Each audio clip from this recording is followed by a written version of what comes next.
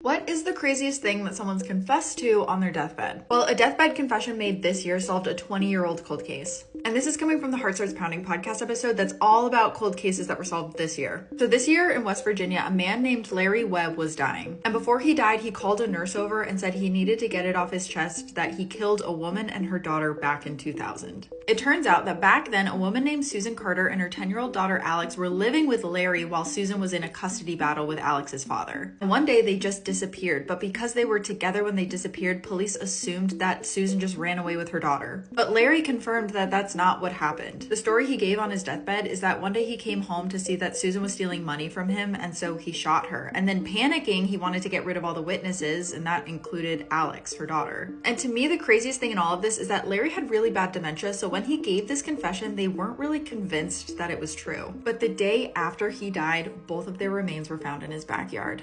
If you want to hear more on that story,